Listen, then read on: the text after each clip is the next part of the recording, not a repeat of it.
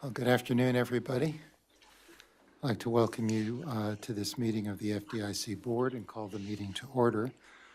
We have two items on the summary agenda today. Are there any questions or comments on the summary agenda? Thanks, Chairman. I will have a short statement in support of the Section 19 proposal, but I will just submit that for the record and not read it today. Thanks. Good, thank you. Yeah, I will share my statement here. Relates to the Section 19. One of the biggest challenges banks are facing today is recruiting and retaining qualified employees.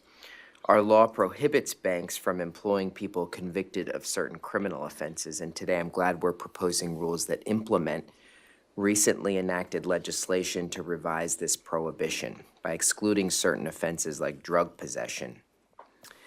I very much support these rules, especially the provision that reduces lifetime bans for individuals who are 21 years old or younger at the time of their offense. This will create opportunities for more individuals to access employment opportunities and for banks to recruit qualified individuals. I will say there is a certain irony in this longstanding policy to ban individuals who were convicted of, frankly, very low-level crimes. And after all, there's been a number of very high-level executives at large banks who presided over repeated consumer abuses, money laundering, and other financial crimes, and the only accountability they often see is to pay a fine. Regulators almost never hold individuals at the top responsible for the crimes that took place under their watch, yet we almost never bat an eye when banning low-level employees from ever working in the banking industry again. So I think our proposed rule is a step in getting that balance right, and I hope we can do more to make sure we're holding executives responsible too when they or their banks are engaging in repeat offenses. Great. Thank you very much. And any other comments on this? I'll also have a statement for the record in support of the proposed rule that would revise Section 19 of the Federal Deposit Insurance Act to conform it to the Fair Hiring and Banking Act that was passed in December of last year. That act excluded several categories of criminal offenses from the scope of Section 19 prohibitions on employment at banks in order to expand employment opportunities at insured financial institutions for individuals with prior criminal records. I am pleased to support this proposed rulemaking, and I will have a full statement submitted for the record. If there are no other questions or comments on the summary agenda, may I have a motion to approve the summary agenda? So moved. Thank you. And a second? Second? Thank you. All in favor, please say aye. Aye. Any opposed? The motion is adopted. We have two items on the discussion agenda today. The first is a memorandum and resolution relating to the final rule on Community Reinvestment Act regulations. Jonathan Miller, Pam Freeman, Chris Rangert, Jim Anderson, and Sherry Betancourt will present the case.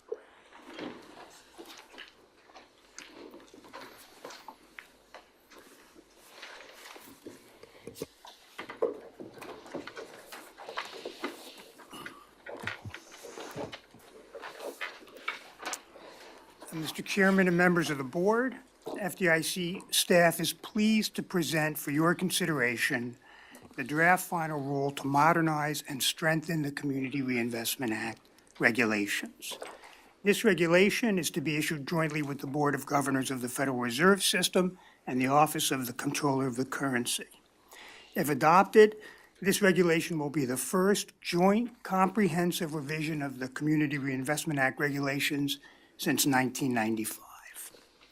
Mr. Chairman, when the board adopted the Notice of Proposed Rulemaking, or NPR, on CRA on May 5th of 2022, you described the effort as, quote, an ambitious undertaking. I can assure the board that getting to this draft final rule has been all of that and more. So I want to take a moment to express my deep appreciation to my colleagues here at the FDIC for their relentless dedication and hard work. I would also like to extend my thanks to my colleagues at the Federal Reserve Board and the OCC for their equal dedication, equally hard work, and leadership. If I may, Mr. Chairman, Despite the long hours and stress involved, from the staff point of view, I would say the juice was worth the squeeze. The document you have before you this afternoon largely retains the structure of the NPR. In that regard, it continues to meet the key goals for which it was designed. First, expand access to credit and investment in basic banking services and low and moderate income communities. Under the final rule, the agencies will evaluate bank performance across the communities in which they operate. It will significantly expand the geographies in which bank lending and investments will be considered under CRA, including areas currently considered credit deserts. It will adapt to changes in the banking industry, including internet and mobile banking. The rule will update CRA assessment areas to include lending activities associated with online and mobile banking, branchless banking, and hybrid models. The final rule is calibrated to recognize the continued importance of bank branches while establishing a framework to evaluate the increasingly digital delivery of banking products and services. It will provide greater clarity, consistency, and transparency. The rule adopts a rigorous metrics-based approach to CRA evaluations, which includes public benchmarks for greater clarity and consistency. It also clarifies eligible CRA community development activities, such as affordable housing, that are focused on low and moderate income, underserved Native and rural communities. It tailors CRA evaluations and data collection to bank size and type. The rule recognizes differences in bank size and business models. Smaller banks will continue to be evaluated under the prior CRA regulatory framework, with the option to be evaluated under aspects of the new framework. The final rule leverages existing data sources and does not require any new data collection or reporting for the vast majority of banks. Finally, the draft final rule maintains a unified approach. The final rule reflects the action of all three bank regulatory agencies, and is the product of careful review of the extensive feedback from a diverse set of stakeholders. Nonetheless, the draft final rule does include numerous adjustments from the NPR, which I will highlight shortly. These changes are the result of the agency's careful consideration of the nearly 1,000 unique comment letters we received. Just a brief background. As you know, Congress passed CRA in 1977 to encourage regulated financial institutions to help meet the credit needs of the local communities in which they are chartered, consistent with safe and sound operations. The CRA requires an examination of a bank's record of meeting this goal for the entire community in which it operates, including, importantly, low and moderate income neighborhoods. In an effort to update the current CRA framework to more effectively meet the needs of low and moderate income communities and individuals, the NPR proposed substantive changes in 5 key areas. The final rule retains these changes with some modifications as follows. First, the delineation of assessment areas, or AAs. The draft final rule retains the NPR's requirements for facility-based assessment areas, FBAAs. It also retains the newly created retail lending assessment areas, RLAAs, in order to ensure that large banks are evaluated in places where they have concentrations of closed-end home mortgage or small business lending, even if they do not have a branch. This is an important business model neutral approach to evaluating whether a bank is meeting the statute's requirement that it serves its entire community, including low and moderate income areas. However, in response to some of the comments received, the draft rule before you exempts banks that originate or purchase over 80% of their loans in their FBAAs from having to designate retail lending assessment areas. In addition, the triggers for establishing RLAAs are increased compared to the proposal. As a result, approximately half the number of banks that would have been required to establish RLAAs under the NPR will have to do so under the final rule, and only about half as many RLAAs would be established. Nonetheless, we expect that significant amounts of mortgage and small business lending done outside of facility-based assessment areas will now be evaluated in these newly created RLAs based on historical analysis. Next, I'm going to discuss the overall framework and performance standards and metrics. The draft final rule retains the three bank size categories, small, intermediate, and large, at the proposed higher asset levels. This will result in over 600 banks currently defined as intermediate being redesignated as small, and more than 130 banks currently considered large being redesignated as intermediate. These banks will experience a reduction in CRA requirements as compared to the status quo. Bank size thresholds would continue to be adjusted annually for inflation. The draft final rule, like the NPR, limits certain data collection and reporting requirements, such as deposit location data, to large banks with assets greater than $10 billion. The draft final rule retains the NPR's 4 proposed tests for large banks, albeit with different weights than were proposed in the NPR. The retail lending test is reduced to a 40% weight. The retail services and products test is reduced to 10%. The community development financing test is increased to 40% weight, and the CD services test retains its 10% weight. Development activity allow a bank to compensate for less strong performance in one area with stronger performance in another. As in the NPR, banks will be evaluated under the retail lending test and the current, as in the NPR, intermediate banks will be evaluated under the retail lending test and the current CD test, although these banks could opt into the CD financing test. Likewise, small banks will continue to be evaluated under the current small bank performance standards, focusing on the bank's retail lending in its facility-based assessment areas.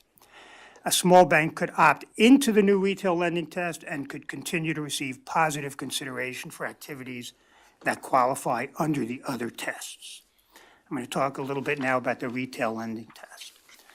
The draft final rule retains the structure of the performance tests proposed, with some changes, again, in response to comments received. For example, the draft final rule reduces complexity by reducing the number of retail products that are subject to the retail lending test from 6 to 3 in most cases and 4 in some few cases. Closed-end home mortgage, small business, and small farm loans are the focus of the retail lending test. In addition, auto loans are included for institutions for which such loans constitute a majority of lending, which is expected to be a small number. Other banks subject to the retail lending test may also opt to have their auto lending evaluated. In most other respects, the final retail lending test continues to operate as described in the NPR. That is, after assessing the adequacy of the bank's retail lending volume in its facility-based assessment areas, the test will evaluate the geographic and borrower distributions of each of the bank's major product lines in each assessment area as applicable, and the outside retail lending area at the institution level. The distribution analyses are similar to current practice.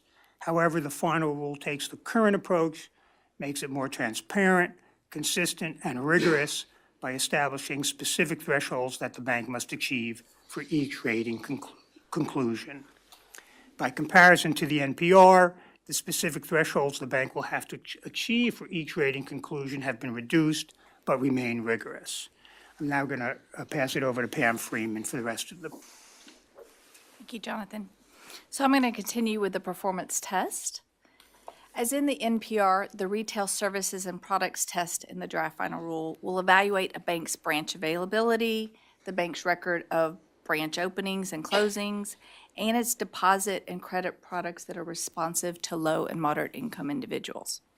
However, in a change from the NPR, banks will only receive positive consideration for responsive credit and deposit products.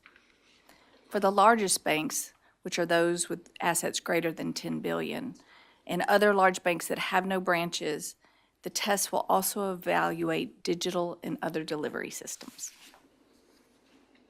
The community development financing test remains largely as proposed, with the notable addition of an investment metric for banks over $10 billion in assets to measure those banks' participation in programs such as the Low-Income Housing Tax Credit and New Markets Tax Credit.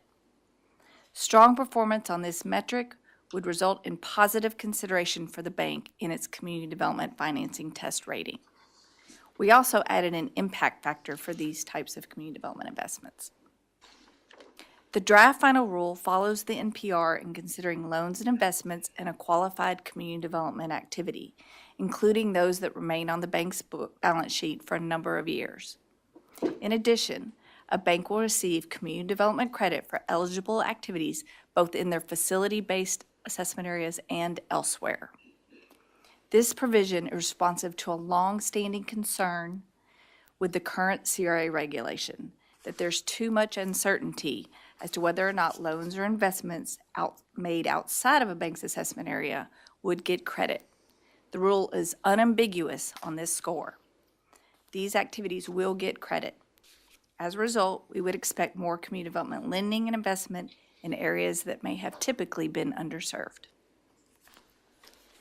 Next, the Community Development Services Test evaluates a large bank's community development services in facility-based assessment areas, states, multi-state MSAs, and nationwide. The evaluation would consist of a primarily qualitative assessment, including a review that assesses the impact and responsiveness of community development services to community needs. The final rule evaluates limited purpose banks, which now includes wholesale banks in a unified definition, under a tailored community development financing test, with certain modifications from the proposed community development financing test similar to what I just described. And lastly, the final rule retains the strategic plan option for any bank with some changes. For example, with respect to community input, the rule requires that a draft strategic plan be shared more broadly, such on the bank's website and on the relevant banking agency website. And this part of the rule provides additional information concerning community engagement. Next, I'll discuss the clarification and expansion of community development qualifying activities. Regarding community development qualifying activities, the draft final rule largely follows the NPR. For example, community development activities that meet a majority standard would continue to receive full CRA credit under the community development financing and community development services test, as they do under the current test. The rule continues to add additional categories of community development, such as activities that support minority depository institutions and CDFIs, activities undertaken in native land areas, and the financing of essential community facilities, among others. The final rule also expands the types of activities that receive community development credit in rural areas. In addition, the rule establishes a pre-approval process and provides for a public, non-exhaustive, illustrative list of activities that qualify as community development. The draft final rule reduces the data collection, record keeping, and reporting requirements by comparison to the NPR. For example, fewer banks will be required to collect data on auto lending, and the data required to be collected and reported on responsive deposit products has been streamlined. Similarly, the draft final rule eliminates the Community Development Services Test metric of total service hours per full-time employee, lessening the data required for this metric. Nonetheless, the final rule continues to require data collection and reporting requirements as necessary to construct the various metrics and benchmarks in the performance test under the framework. However, importantly, data collection and reporting requirements for small and intermediate banks would remain unchanged from the current regulations, consistent with the NPR. Regarding transition, the final rule pushes out the effective date of most of the provisions for an additional year, meaning that new provisions and definitions, evaluation test, and data collection will not be effective until January 1, 2026. Now I'll address conclusions and ratings.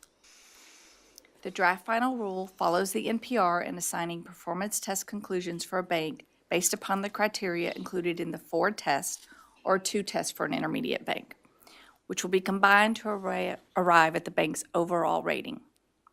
Specifically, except for a small bank, conclusion scores will be assigned at the assessment area level, as well as the state, multi-state MSA, and institution levels.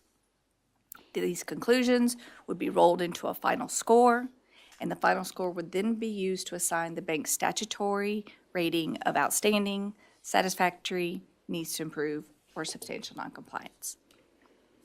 The current provision concerning the effect of evidence of discriminatory or other illegal credit practices on a bank's CRA rating would be retained under the final rule, with additional clarification relating to violations of consumer-related laws. And with that, we thank y'all for your time and attention. Thank you, Pam and Jonathan, and the rest of you at the table. I'll have a statement and then call upon the other members of the board. The Board of Directors of the FDIC, jointly with the Board of Governors of the Federal Reserve and the Controller of the Currency, is today considering a final rule to strengthen and modernize the Community Reinvestment Act. Frankly, to say this has been a long time coming is a bit of an understatement. Earlier this month, October 12th, marked the 46th anniversary of the enactment of CRA in 1977. It's been over 25 years since the last major revision of the CRA rule in 1995, and this current effort to revise CRA began with an advance notice of proposed rulemaking by the Federal Reserve in January of 2020. And the 3 banking agencies issued a joint notice of proposed rulemaking on May 5th of last year. The agencies received close to 1,000 unique comments on the NPR from a broad range of stakeholders. These included banks and bank trade groups, community groups, civil rights groups, state and local officials, nonprofit and for-profit developers, environmental groups, among others. Many of the comments were thorough, thoughtful, and comprehensive. The agencies reviewed these comments and gave them careful consideration in the development of this final rule. I do believe this has been worth the wait. This final rule represents an ambitious effort to adapt CRA to the dramatically changed nature of the banking business since the law's enactment in 1977 and since the last major rule change in 1995. It is, in my view, both evolutionary and transformative. To begin with, banks today no longer serve their customers exclusively through a branch-based network around which CRA assessment areas are currently drawn. While bank branches continue to play a critical role in serving communities, some banks have only one branch or no branch at all, yet they engage in large-scale lending across the country. Banks increasingly interact with customers either online or through mobile phones in areas in which the bank may not have a physical presence. Lending by banks in such areas is not currently subject to a CRA evaluation. This final rule adapts to this new banking reality by requiring large banks to establish retail lending assessment areas in those geographies outside of their physical footprint where they originate significant numbers of closed-end mortgage loans or small business loans. Under the final rule, The loans in these new assessment areas will be subject to CRA review and evaluation for the first time, ensuring that large banks serve all segments of the communities in which they are chartered to do business, including low and moderate income communities, as the law requires. This represents a critically important adaptation of CRA to the changing nature of the business of banking. Consistent with this objective, the final rule will also give banks credit for community development activities on a nationwide basis, not just in their traditional branch-based assessment areas. This will recognize banks for their community development financing activities in rural and other underserved areas, including native land areas, many of which are so-called banking deserts. This final rule will give them, for the first time, consideration for channeling capital into areas that may be particularly desperate for banking services. That's one. Two, the final rule establishes a series of metrics and benchmarks against which banks will be measured for CRA performance for lending and community development. This will add important rigor to the CRA evaluation process. It will allow the banking agencies to establish specific standards for bank performance to achieve a particular CRA rating that will provide an incentive for increased lending to underserved communities.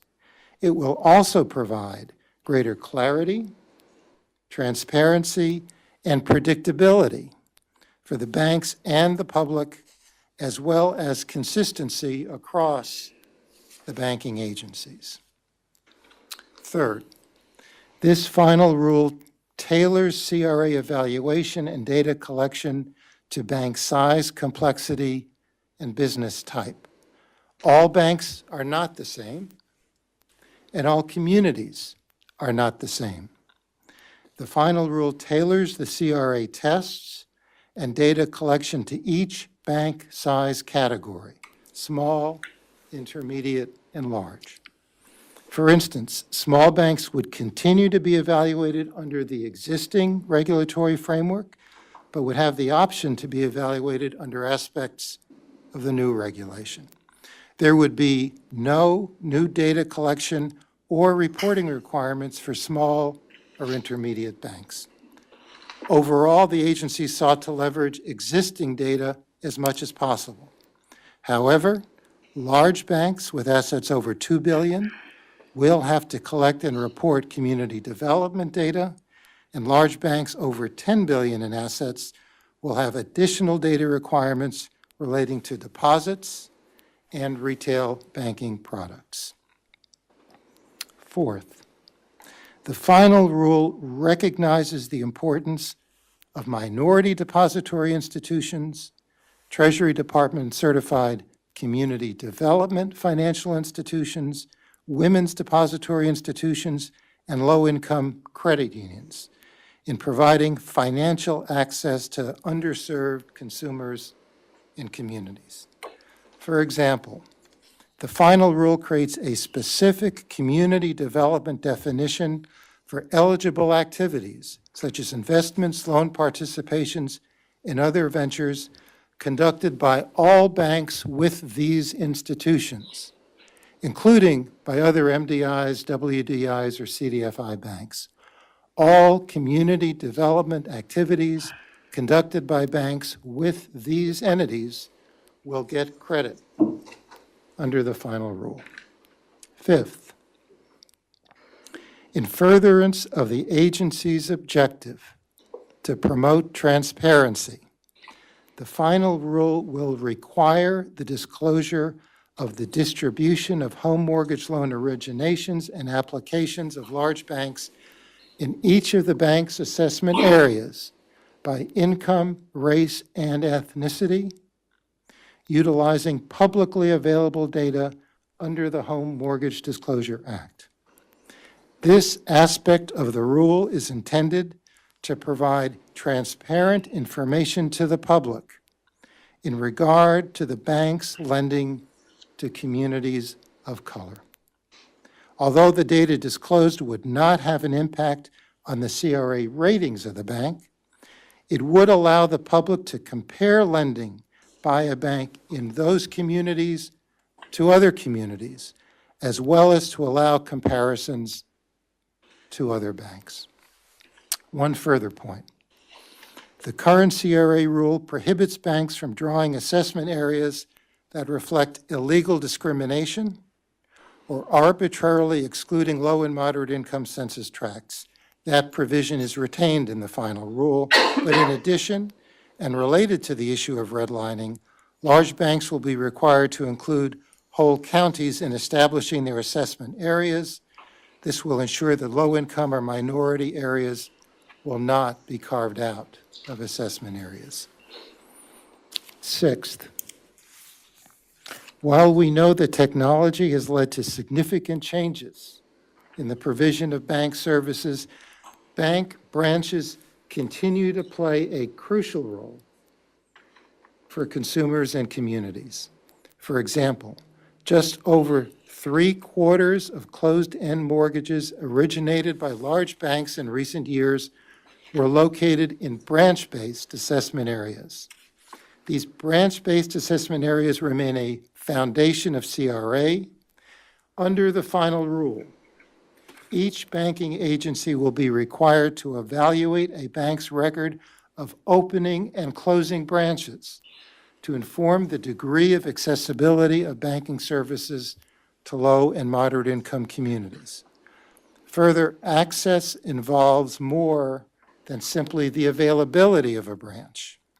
A consumer must also have access to products and services that are affordable and responsive to their needs. Expanding consumer access to federally insured banks has been a priority of the FDIC. This final rule will provide positive CRA consideration to large banks for the offering and the demonstrated consumer usage of low-cost transaction accounts, accounts with low or no minimum balance requirements and no overdraft fees, such as bank-on certified accounts. Finally, the rule gives credit to community development activities designed to strengthen disaster preparedness and weather resiliency in low and moderate income communities. Examples of eligible activities could include supporting the establishment of flood control systems in a flood-prone area, retrofitting affordable housing to withstand future disasters or climate-related events, promoting green space in low and moderate income census tracts in order to mitigate the effects of extreme heat, financing community centers that serve as cooling or warming centers in areas that are more vulnerable to extreme temperatures, infrastructure to protect against the impact of rising sea levels, and assistance to small farms to adapt to drought challenges. Frankly, there's a lot more in this rule, a lot more, but these are some of the highlights.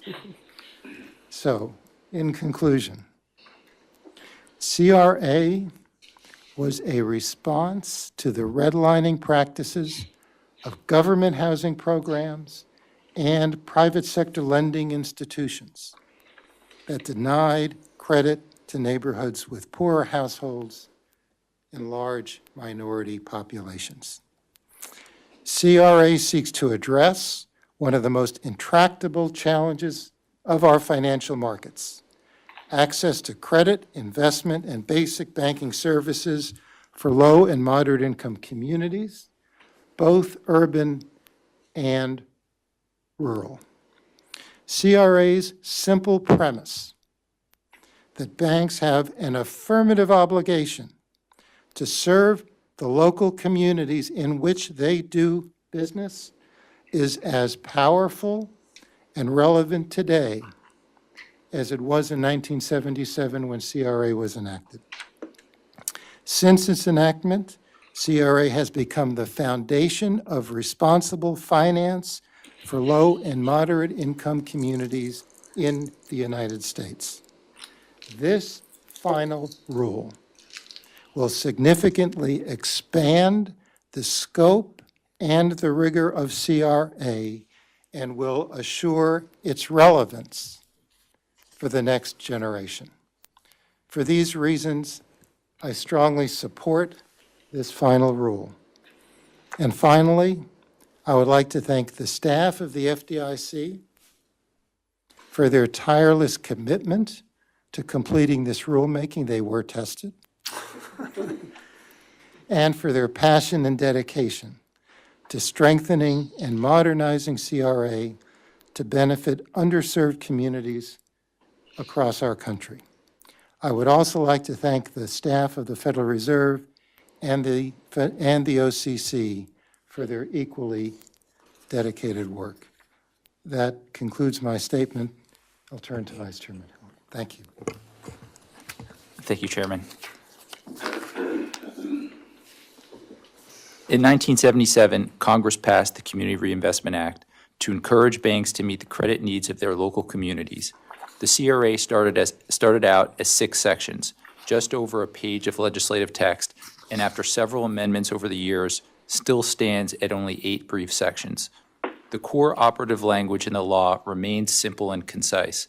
Bank regulators are required to assess a bank's record of meeting the credit needs of its entire community, including low and moderate income neighborhoods, consistent with the safe and sound operation of the institution, and regulators must disclose the assessment to the public.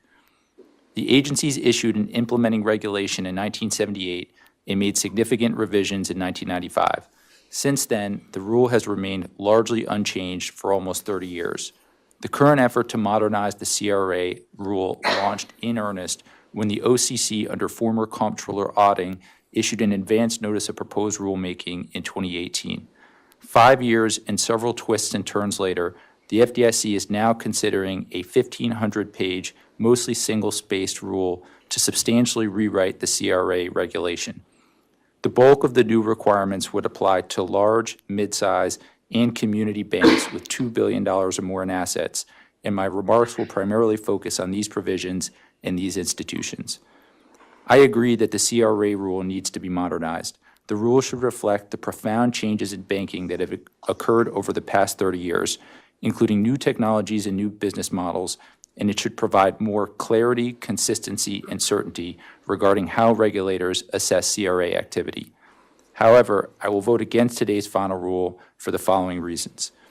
First, in an effort to provide more certainty regarding CRA compliance, the final rule establishes a highly complex series of formulas and benchmarks to evaluate a bank's retail lending.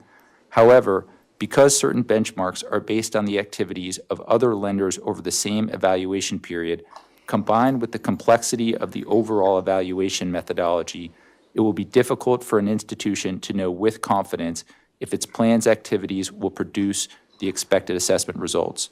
The result will be more clarity around process, but not necessarily around outcomes. Second, the new retail lending tests, in conjunction with the new retail lending assessment areas, create several potential disincentives for banks to continue serving certain communities. For example, using loan count to trigger new assessment areas could incentivize banks to retreat from or reduce lending below the prescribed thresholds in areas where they lend but lack a physical presence to avoid bearing the substantial cost of investing in personnel, systems, and relationships necessary for an effective CRA program. While there are multiple reasons a bank may not, for CRA reasons, leave an area in which it has physical branches, there is far less to keep a bank in an area where it only makes loans. Third, the new framework codifies a methodology that effectively grades banks on a curve, which is more stringent and more hardwired than the existing qualitative approach, in which the agencies project will significantly increase the percentage of banks that receive subpar scores. I am skeptical that this is a desirable outcome. When we amend our capital rules, for example, we do not make amendments that result in 10% of previously well-capitalized banks becoming undercapitalized. Instead, we assume in our analysis of such rules that banks will come into compliance by the compliance date, as they typically have done historically. Relatedly, we should be careful in promoting ever more CRA lending, particularly in saturated markets. I support the goal of expanding access to affordable credit, including within LMI communities, but this always needs to be balanced with other objectives, including, as required by the CRA, safety and soundness. The final rule's treatment of community development, or CD, activities contains several notable improvements over the existing CRA regime, including, first, providing credit for activities outside of banks' branch areas, which will channel critical funding for projects in LMI areas with comparatively little banking presence. And second, providing an illustrative list of CD projects that will qualify for CRA credit, along with a process for institutions to seek guidance on whether projects not on the list would receive credit. However, the rule also includes various restrictions that will discourage many worthwhile projects that we know make a difference for LMI communities. For example, institutions will not receive pro rata credit for a range of products that provide critical services to LMI communities, such as hospitals or schools, if they fail to meet the majority or bona fide intent standards of the new rule. Nor will firms get credit for a variety of projects unless they are done in conjunction with a government or nonprofit plan, discouraging investment in private sector-initiated projects that would otherwise satisfy all the criteria for credit. The final rule also puts a cap on the overall CRA rating an institution can receive if it fails to achieve high scores on its retail lending tests. This means that banks with business models that focus less on retail lending cannot improve their CRA rating through more CD activity. The result will be to discourage valuable CD projects that would otherwise qualify for credit without necessarily resulting in any additional retail lending. Decreased flexibility in the use of strategic plans may also have a similar impact. The final rule also requires banks with $10 billion or more in assets to annually identify every county in which depositors reside and report aggregate deposits for each county. This will be a substantial undertaking for firms. Meanwhile, following the bank failures earlier this year, the banking agencies have learned that having more granular deposit data could be helpful for supervisory and deposit insurance purposes. While I appreciate that more precise geographic information about deposits might be helpful in certain contexts, given that deposits are irrelevant for determining assessment areas under the CRA final rule and will only be used as inputs for the performance tests, I question whether we should impose substantial costs on the industry to identify with precision deposits on a county-by-county basis rather than prioritize deposit data that could be more useful in reducing the risk of bank failures. Finally, to my understanding, this is by far the longest rulemaking the FDIC has ever issued. By word count, it is more than 75,000 words longer than double the length of the capital proposal approved over the summer. I appreciate that rule writers always face the temptation to achieve greater precision and granularity at the cost of greater complexity. But the more complex a rule is, the less likely it is that bankers, the public, and examiners fully understand it. The more time and cost is spent on training, consultants, vendors, lawyers, compliance systems, IT tools, and more training, and the less likely it is that the rule is applied in a consistent and intended manner over time. At some point, the cost of added complexity outweighed the benefits of added precision and granularity, and I think this rule has blown far past that point. We should also be open to the possibility that, given the rule's complexity, adjustments to the rule may be warranted as data is collected and the impact on banks and LMI communities becomes clearer. For the reasons stated, I will vote against the final rule, but I thank staff for all their hard work going back a number of years. Thanks. Thank you. Director McKiernan? Thank you, Chairman. I'll have a statement here in a minute, but maybe staff can humor me with a question or two. So two of the key concepts in our rule here are our retail lending assessment areas and our outside retail lending areas.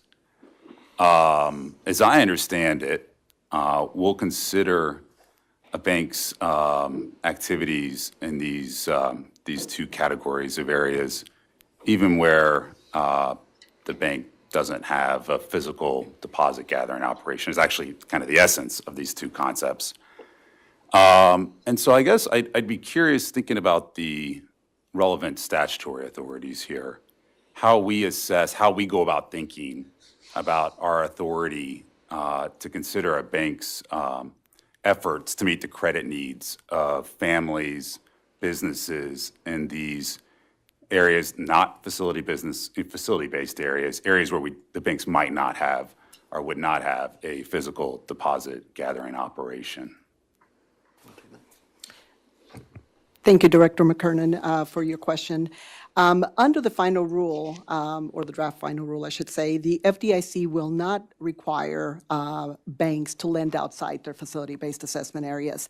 Rather, if the bank conducts activities in those areas in the manner specified by the draft final rule, the FDIC as well as the OCC and the Federal Reserve have concluded that the evaluation of this activity is consistent with our statutory authority. And this is because while the statute uses local communities in its purpose, the statute actually directs the agencies, as mentioned a couple of times, that the agencies evaluate the credit needs of the bank's entire community. This terminology, using entire community, we believe in our interpretation that it is a much broader area than just focusing on the bank's deposit-taking facilities. And this is consistent with other provisions in the final rule, in the statute that specifically, for example, military banks, where the activities of a military bank are not confined, or the evaluation of a military bank's activities are not confined to the specific facility-based assessment areas of the bank. So for that reason, we believe that our interpretation of the statute to be able to evaluate a bank's entire community would include areas where the bank doesn't have deposit-taking facilities. Yeah, that's very helpful. So if I'm understanding, sort of in short, it comes down to what do we think entire community really means. And I guess it is an open-textured word, and as Vice Chair Hill noted, it is a pretty short statute. So we are sort of grappling here, I think, for some indications around what Congress intended in 1977.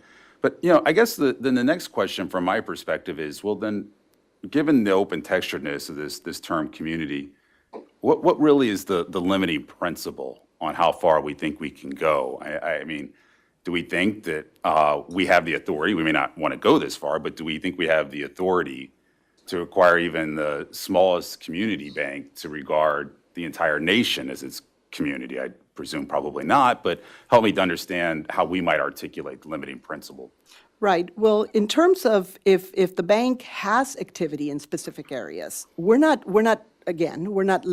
telling the bank you have to lend in these areas. But if you do, we believe that the statute does authorize us to evaluate these banks' activities if they have activities in those areas, and of course, if they meet some of the requirements under the draft final rule.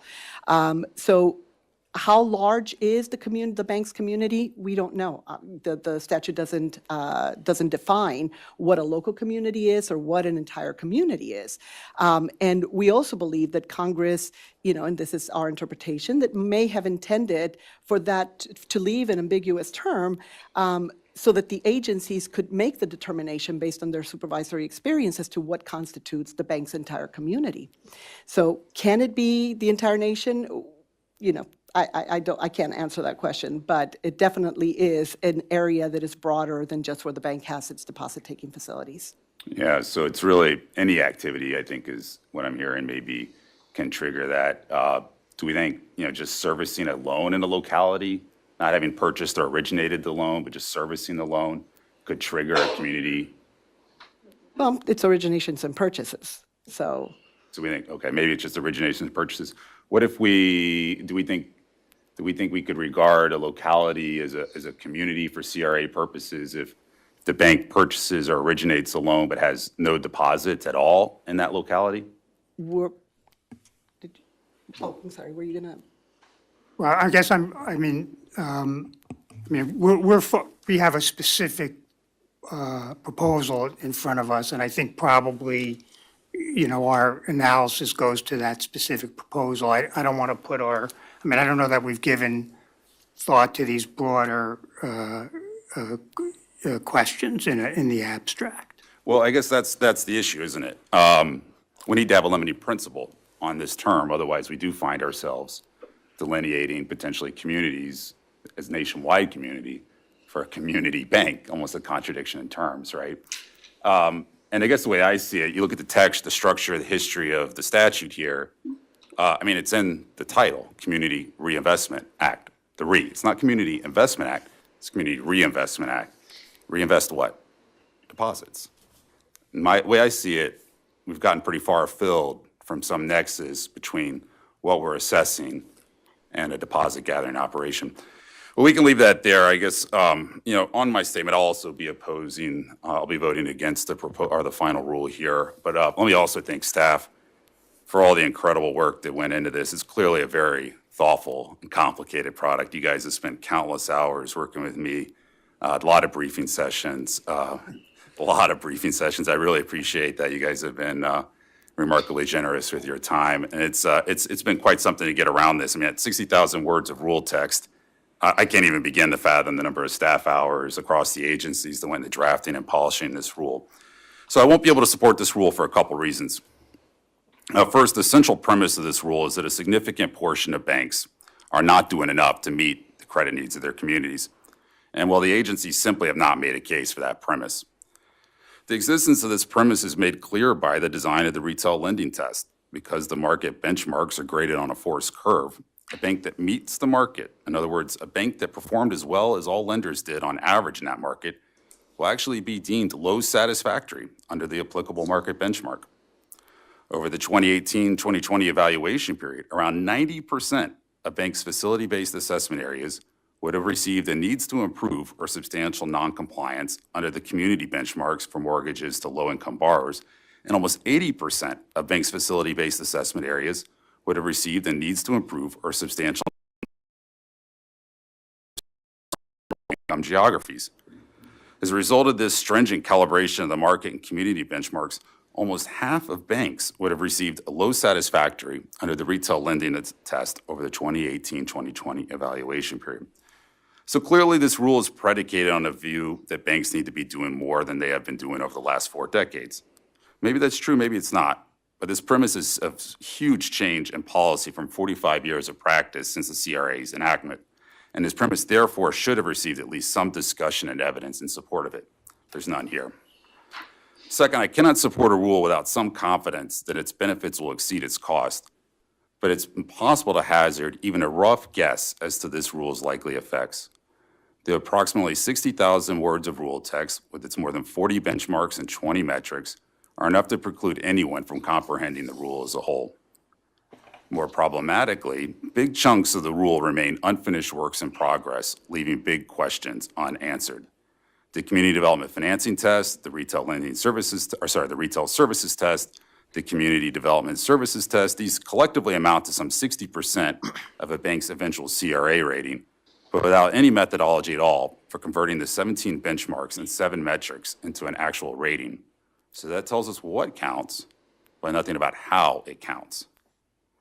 Third, the retail lending test introduces conflicting incentives that could have some significant unintended consequences. For example, due to cliff effects relating to the retail lending assessment area and major product line triggers, a bank will have a mix of conflicting incentives with respect to a locality or product line in which its performance is weak from a CRA perspective.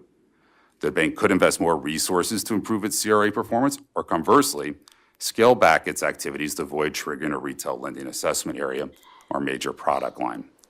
It's hard to imagine that banks always or even typically will choose to invest more resources, particularly where bank capital requirements or other factors give non-banks a competitive advantage over banks in lending to low and moderate income communities. Fourth, I've yet to be convinced that the regulators have statutory authority to prescribe important aspects of the rule. I have not seen a convincing argument we have the authority to consider lending activities outside of banks' facility-based assessment areas. Similarly, our arguments in support of the consideration of deposit products, free checking accounts, and other non-credit products are not persuasive to me. Now, given the significant changes in lending since the CRA's enactment, there probably is merit to modernizing the CRA framework to considering lending activities outside facility-based assessment areas or non-credit products. However, the CRA simply was enacted at a time of facility-based banking, and legislation would seem necessary to achieve that modernization. With that, I'll just close by noting I'll submit a more detailed statement for the record that discusses itemizes some more specific concerns. But again, really appreciate the staff work on this, and thank you, Chairman. Thank you. Director Sue? So I strongly support the finalization of the interagency rule implementing the CRA. CRA was enacted in 1977 to prevent redlining and to encourage banks and savings associations to meet the credit needs of all segments of the communities in which they operate, especially low and moderate income neighborhoods and individuals. By modernizing and strengthening the CRA, the final rule brings us one step closer to fulfilling its promise. The final rule modernizes the CRA by recognizing banking activities that take place beyond physical branches and ATMs, being significantly more data-driven and objective, and providing for greater transparency. The final rule strengthens the CRA by addressing concerns related to great inflation in CRA ratings, and by better incentivizing CRA lending and investments in LMI communities. The final CRA rule is also responsive to commenters. For instance, the final rule lengthens the transition period and realigns the balance between retail and community development activities. The final rule also reduces undue burden on banks and recognizes differences in bank size and business models. Robust implementation of this new CRA rule will strengthen trust in the banking system. Since the 2008 financial crisis, banks have worked hard to reestablish trust with consumers and communities. While there is still work to do, the industry's performance during the pandemic, in particular banks' facilitation of PPP loans, gave many consumers and small businesses a renewed sense that their bank understands and will be there for them.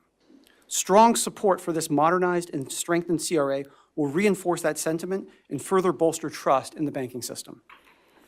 Expanding financial access and inclusion for low and moderate income communities is essential to ensuring that the country's financial system serves all Americans. I'm proud that the FDIC, OCC, and Federal Reserve have come together to jointly issue this final rule to strengthen and modernize the CRA. Finally, I want to express my deep gratitude and thanks to the many staff who have worked on this rule and have dedicated their careers to promoting fairness in banking. They are some of the most committed public servants I know, and they should be proud of today's achievements. Jonathan, I agree, the juice is worth the squeeze, and I want to thank the chairman for your leadership on this. Thank you. Thank you. Director Chopra? Well, thank you, everybody, for all the work on this. Let me just ask a couple things about data collection. So I want, as you know, under Regulation C, all mortgage lenders, for the most part, are required to submit data under Home Mortgage Disclosure Act. Under Regulation B, ECOA, they will be required, many of them, to submit small business lending data as required by law. I wonder if you could just share a little bit about how the small business lending data rule works in concert with the CRA, just for so the record is clear on that. We're going to ask Chris Rengert to respond to that. Thank you for this question.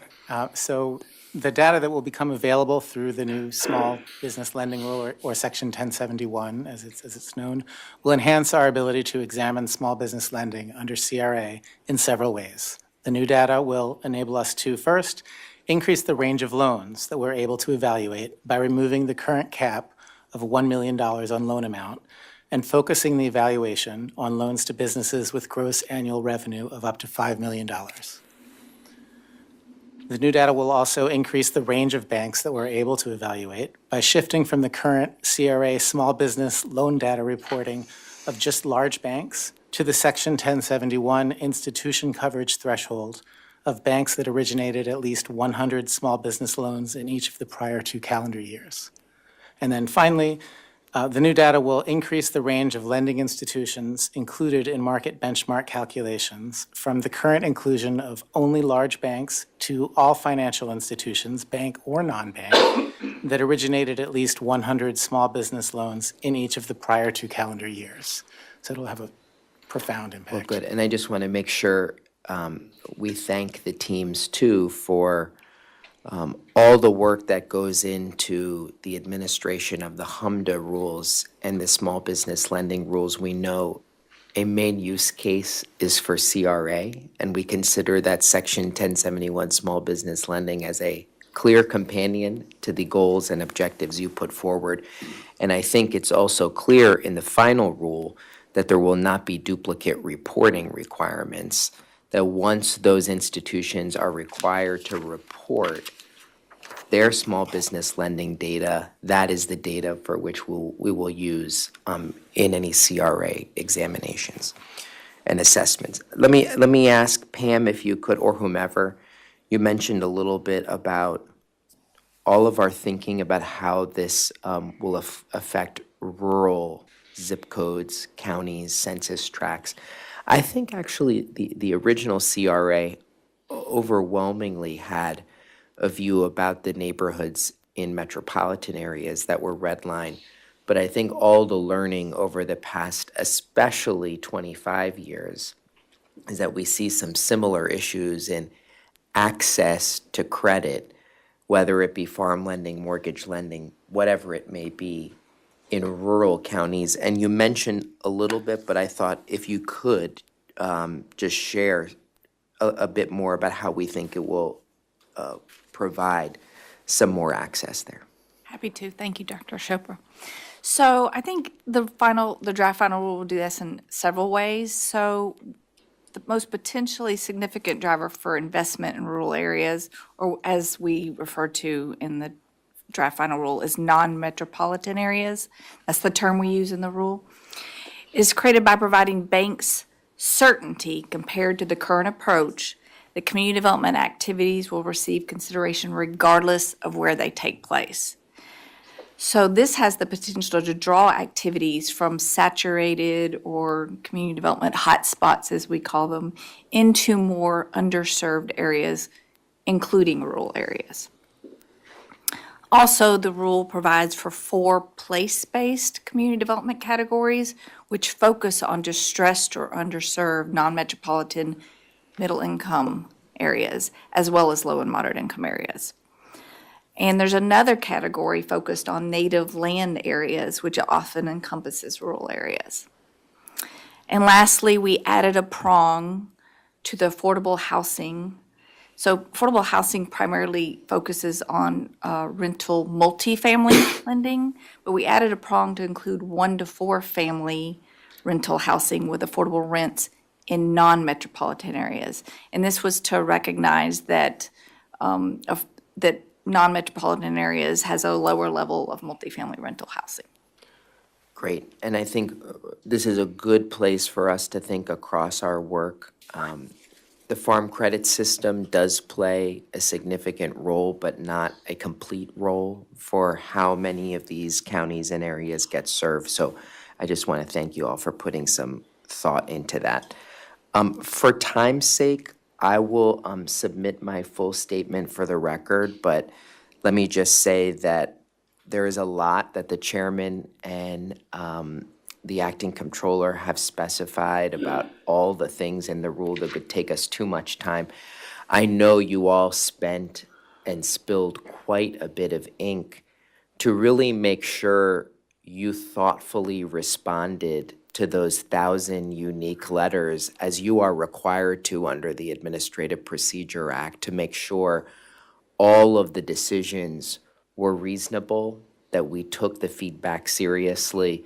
And I know that took tens of thousands of words and many, many hours. But, you know, I think the acting controller also shared you really took it all seriously. And I think this will make this a very durable rule. Let me just say 2 quick points in some ways of where do we go from here. I think it opens up 2 areas of work that I think we should be move on. across the agencies. One is, now that we've done this, we'll now need to make sure that this similar concept of convenience and needs, that we're also thinking about that when it comes to how we adjudicate applications covered by the Bank Merger Act. That is a key factor.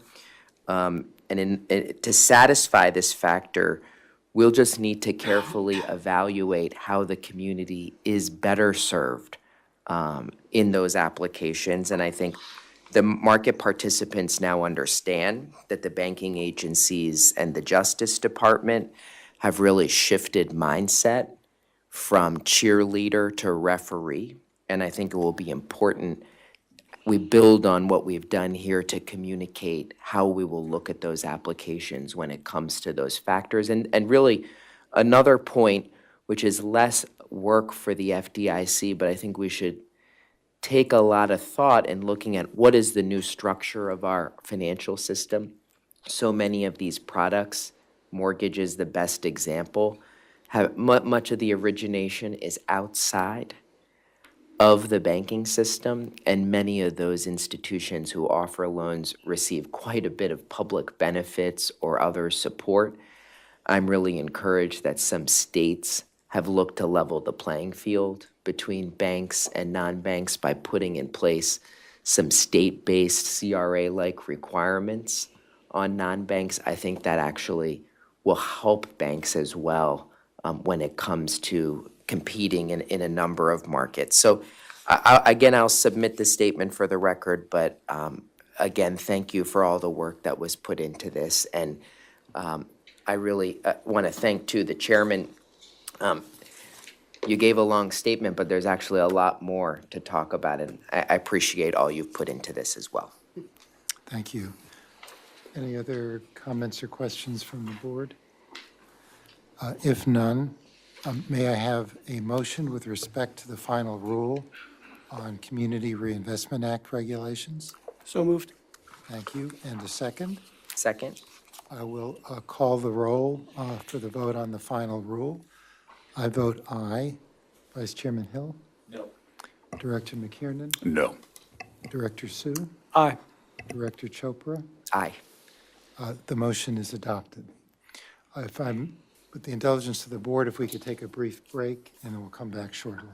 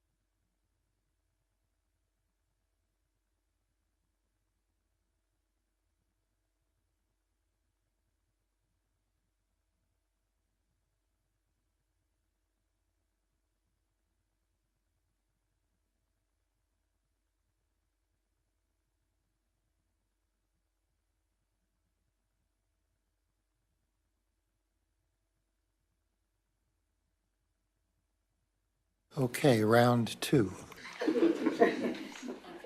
The next item on the agenda is a memorandum and resolution relating to the interagency guidance on principles for climate-related financial risk management for large financial institutions. Amy Beck, Lauren Brown, Ashby Hilsman, and Amy Ledig will present the case.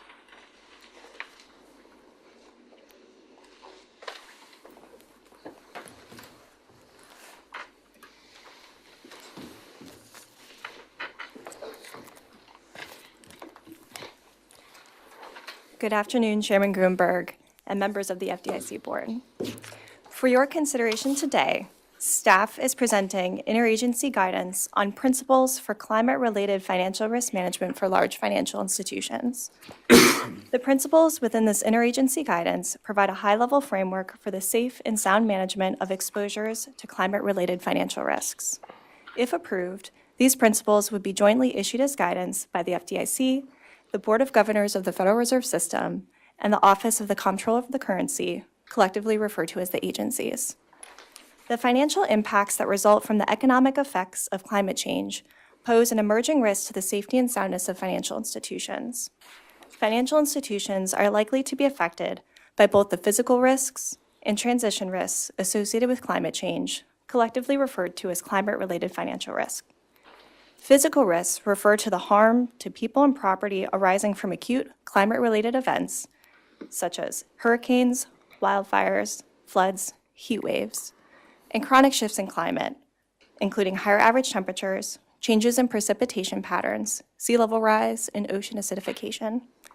Transition risks refer to stresses to institutions or sectors arising from the shifts in policy, consumer and business sentiment, or technologies associated with the changes that would be part of a transition to a lower carbon economy. Drivers of climate-related financial risk could affect households, communities, businesses, and governments, damaging property, impeding business activity, affecting income, and altering the value of assets and liabilities. These risks may be propagated throughout the economy and financial system. As a result, the financial sector may experience credit and market risks associated with the loss of income, defaults, and changes in the values of assets, liquidity risks associated with the changing demand for liquidity, operational risks associated with disruptions to infrastructure or other channels, or legal risks. Weaknesses in how a financial institution identifies, measures, monitors, and controls the physical and transition risks associated with the changing climate could adversely affect its safety and soundness. The adverse effects of climate change could also include a potentially disproportionate impact on the financially vulnerable, including low and moderate income and other underserved consumers and communities. As background, the agencies previously issued for comment separate but substantively similar draft principles on climate-related financial risk management for large financial institutions. In order to promote consistency in their respective climate-related financial risk management guidance, comments received on these proposals were reviewed collectively by staffs of the agencies and carefully considered in the development of the interagency guidance presented today. The agencies received a wide range of comments that both supported and opposed the finalization of the draft principles. Many commenters viewed the draft principles as an important step to support large financial institutions in managing climate-related financial risks.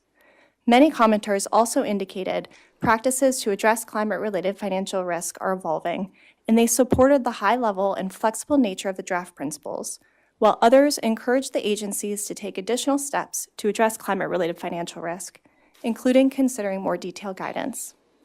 The principles for your consideration today encourage financial institutions to take a risk-based approach in assessing climate-related financial risks. Notably, the principles neither prohibit nor discourage financial institutions from providing banking services to customers of any specific class or type as permitted by law or regulation.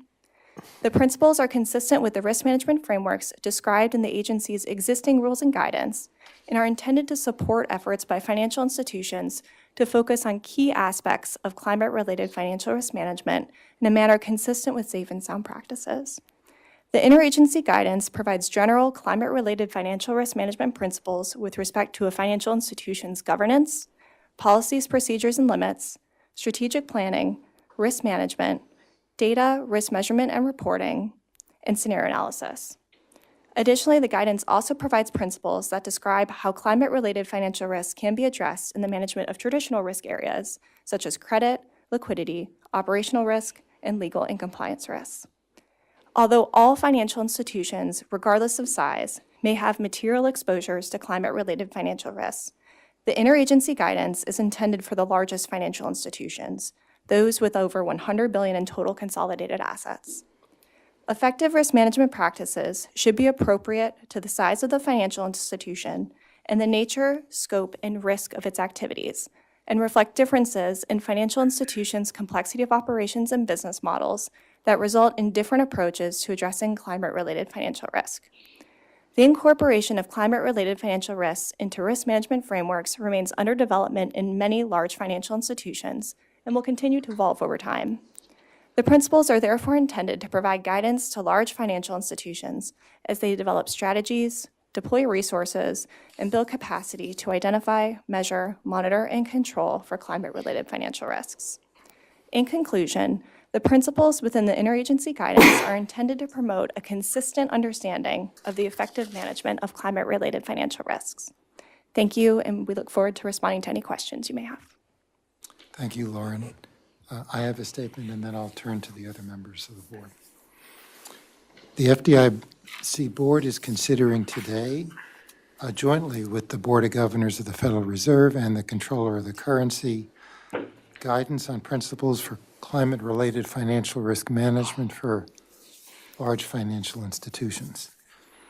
These principles, the first of their kind in U.S. financial regulation, provide a high-level framework for the safe and sound management of exposures to climate-related financial risks. They are intended to support efforts by large financial institutions to focus on key aspects of climate-related financial risk management. I strongly support these principles. I believe they provide a foundation for addressing the financial risks associated with climate change. Climate-related financial risks pose a clear and significant risk to the U.S. financial system. If improperly assessed and managed, they may pose a threat to safe and sound banking and to financial stability.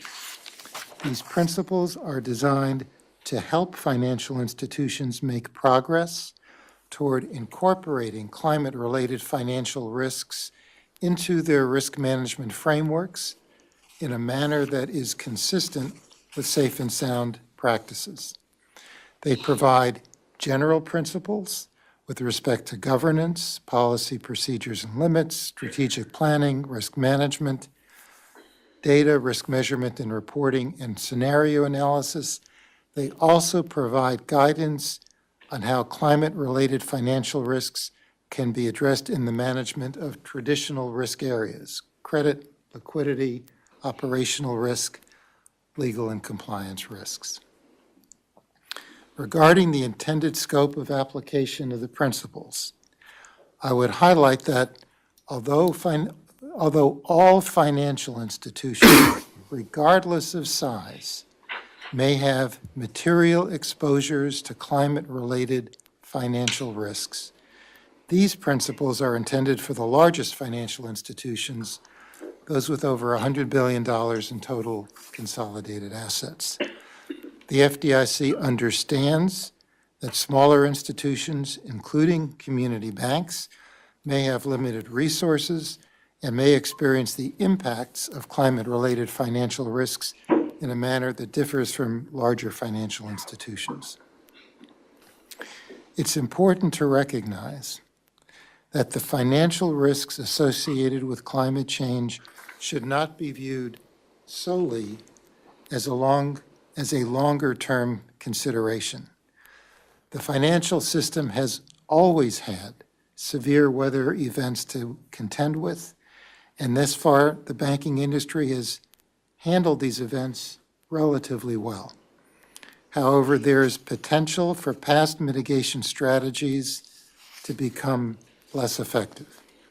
For example, we have recently seen how insurance policies can become more expensive or unavailable to cover climate-related losses in certain markets or for certain exposures, particularly those faced with increasing severity and frequency of weather events.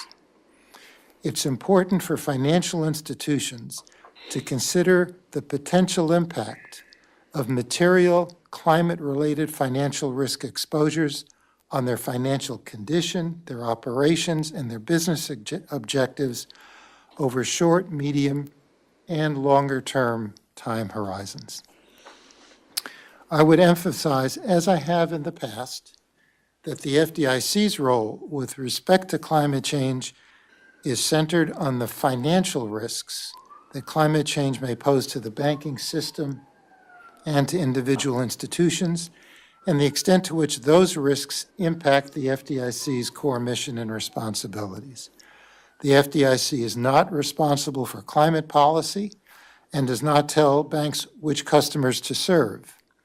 However, financial institutions should fully consider climate-related financial risks as they do all other risks, and continue to take a risk-based approach in assessing individual credit and investment decisions. The FDIC expects financial institutions to manage climate-related financial risks that will allow them to continue to prudently meet the financial services needs of their communities, including low and moderate income and other underserved consumers and communities. It is also important for the federal banking agencies to promote consistency in climate-related financial risk management. After previously issuing separate proposals, the FDIC, the Board of Governors of the Federal Reserve, and the Office of the Comptroller of the Currency have now jointly developed final principles for climate-related financial risk management for large banks. Going forward, the FDIC will continue to engage with our fellow regulators and the banking industry on how we can all best address climate-related financial risk. Finally, I would like to thank the FDIC staff for their very thoughtful work in bringing these principles to the board today. I would also like to thank the staff at the OCC and the Federal Reserve for their hard work and contributions as well. That concludes my statement, and I'll turn to Vice Chairman Hill. Thank you, Chairman. The interagency guidance under consideration today describes how the banking agencies expect large banks to manage climate-related financial risks and would significantly elevate the relative importance of climate risks in many aspects of a bank's decision-making.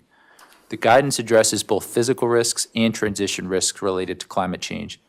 I have spoken recently about my views on physical risks, so I won't spend too much time on them here.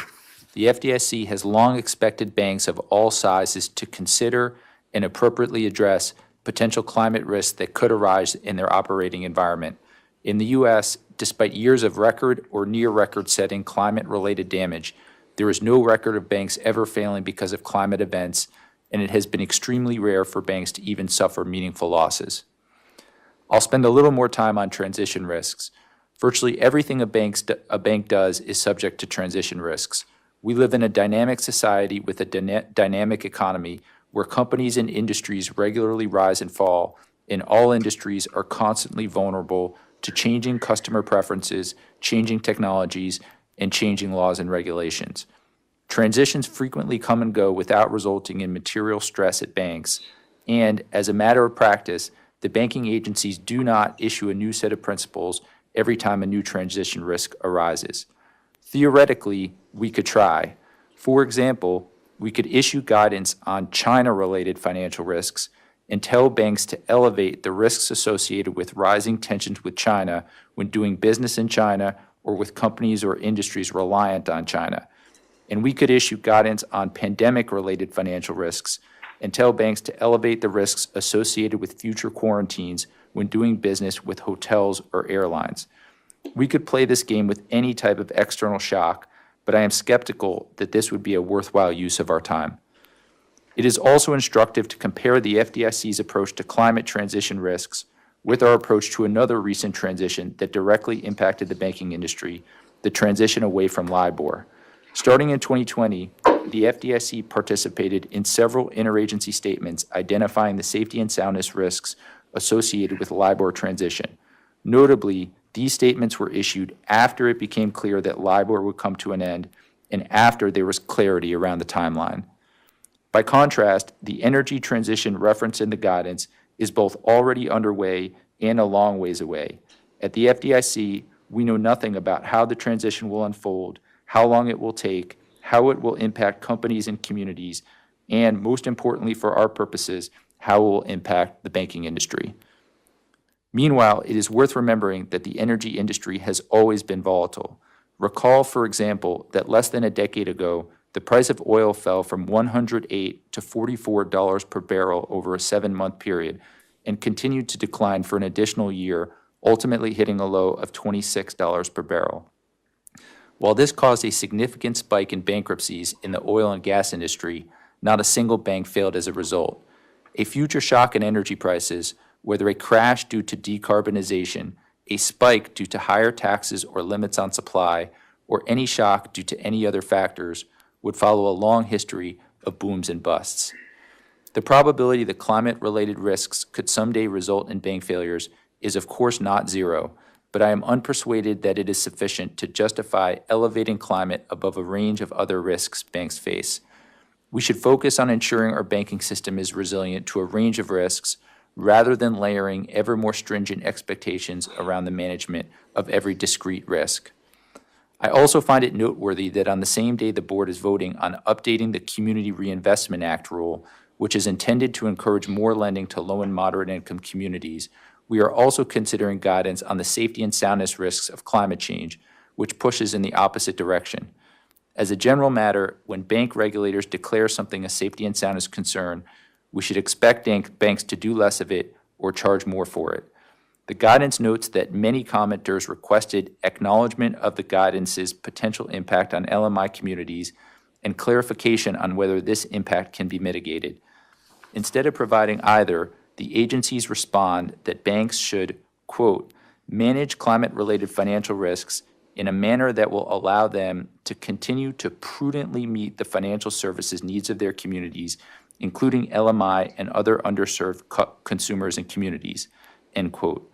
But the whole point of the guidance is to alter whether loans in areas vulnerable to climate risks are prudent.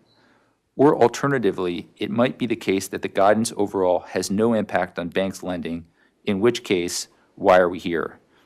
In my view, the agency's approach to climate risks is backwards.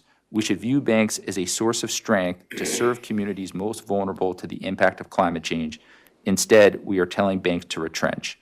I plan to vote against the guidance, but I do want to thank staff for all their hard work on the topic. Thank you. Director McKiernan? Thank you, Chairman. I also will not be supporting the guidance today. Banks face lots of emerging risk. There's the risk that a sudden breakthrough in quantum computing could suddenly pose to banks' ability to encrypt financial transactions or customer information. There's the risk that artificial intelligence poses to banks' cybersecurity. There's the risk that continuing federal deficits could lead to higher interest rates or even downgrades in U.S. debt. So, if we took all the references, each of the references in this guidance to climate risk or climate-related financial risk, we replace those with a more encompassing term like emerging risk, maybe I could support the guidance. We could even define that term, emerging risk, to include climate-related financial risk, so this guidance would have the same legal effect. I'd still be open to supporting it. But instead, we're singling out one single emerging risk, and I think that singular focus on one particular emerging risk among many shows what the true intent and effect here. And the intent here is basically to position the U.S. bank regulators to follow the lead of their European counterparts in and pushing banks to facilitate a transition to a lower carbon economy. This is all about involving the banks and the bank regulators and pricing and allocation of capital. Policy decisions like this should be left to our elected leaders. Our involvement will just further politicize the banking regulators and distract us from our safety and soundness mandate. So I won't be able to support the guidance, but I do appreciate the staff work on this, and thank you for the time, Chairman. Thank you. Director Sue? I strongly support the finalization of the interagency principles on climate-related financial risk management for large banks. Adopting these principles promotes safety and soundness by highlighting the risk management capabilities that large banks need to develop as the world changes. As acting comptroller of the currency, I'm especially proud of the OCC for taking the initiative and being the first U.S. federal banking agency to propose for public comment principles for large banks nearly 2 years ago. It's important to highlight that these principles are focused exclusively on risk management. They are needed because the increased frequency and severity of extreme weather events impact individuals, businesses, and communities. As with all risks, large banks need to be ready and to have effective risk management capabilities. At the same time, these principles recognize and respect that industrial policy and climate policy are outside of the scope of bank safety and soundness. The principles do not tell bankers what customers or businesses they may or may not bank. Rather, they clarify how large banks can maintain effective risk management and keep their balance sheets sound and continue to be a source of strength to their communities and customers through a range of scenarios. One challenge with emerging risks is that before these risks fully manifest themselves, such as through a bank failure or a full-blown financial crisis, the absence of significant harm can lead to complacency. Prior to the collapse of long-term capital management in 1998, the idea that a bank's safety and soundness could be put at risk by a derivatives counterparty was far-fetched to most. We should not wait for a disaster to strike before we act. Prudence demands that we act as risks emerge, as we have done, for instance, with cyber risk, where regulators have laid out expectations regarding cyber risk management practices, even in the absence of a cyber-induced bank failure. These examples reinforce what we all know. Risk, no matter what you call it, needs to be managed. We have learned through hard-earned experience that it is better to address these risks as they emerge rather than after they've caused damage. This philosophy underpins prudent risk management, safety and soundness, and these principles. I want to thank the staff of all three agencies for finalizing these principles and maintaining a strong safety and soundness focus throughout the process. Thanks. Thank you. Director Chope? Well, thank you, and thanks to everyone who contributed and worked on this. It was October 2021, the Treasury Secretary convened the Financial Stability Oversight Council to issue a report to address climate-related risks through many pockets of the financial system. And the report laid out a series of recommendations and considerations to address these risks. And today's guidance document, I think, builds on those efforts. Climate change is obviously real. Private industry and governments around the world are preparing for how climate change will erode, degrade, or otherwise threaten our infrastructure, including our roads, railways, energy transmission lines, power grids, communication networks, and more. These are pieces of infrastructure that we need the most during a disaster or catastrophe. It requires us to think about engineering. It requires us to think about money. But as the acting comptroller said, they have to think about risk. Equally as important to all of these pieces of infrastructure is our financial system. I think we're already seeing some cracks in the system, and they're already affecting homeowners and families, such as the recent mass cancellations of homeowners insurance policies due to climate-related risks. This could have continued effects throughout the mortgage market, and it is one that doesn't seem so abstract to me. Banks in particular play an essential role for the functioning of our society, and it's critical they're able to meet the changing financing needs of their communities and serve small businesses and households in times of stress or in the wake of a catastrophic event. The agencies have developed I think, some pretty common sense principles for the global and domestic systemically important banks, those with $100 billion or more in assets, to consider when managing these climate-related risks. And frankly, I think we already know well-managed banks are already taking actions consistent with this guidance. It does have some familiar themes from other core risk management practices they're already engaged in, principled or complex. I hope that whatever we consider as supplemental guidance or rules can embrace simplicity and bright lines wherever appropriate. And because they're also essential parts of our financial infrastructure, I hope we can think about the tools and guidance and support to small banks who are also grappling with some of these same issues as well. So thank you, Mr. Chairman. Thank you. Any other comments or questions from the board? If none, may I have a motion with respect to the guidance on climate-related financial risk management? So moved. And thank you. In a second? Second. Thank you. I'll now call the roll for the vote to approve the climate risk guidance. I vote aye. Vice Chairman Hill? No. Director McKiernan? No. Director Su? Aye. Director Chopra? Aye. The motion is adopted.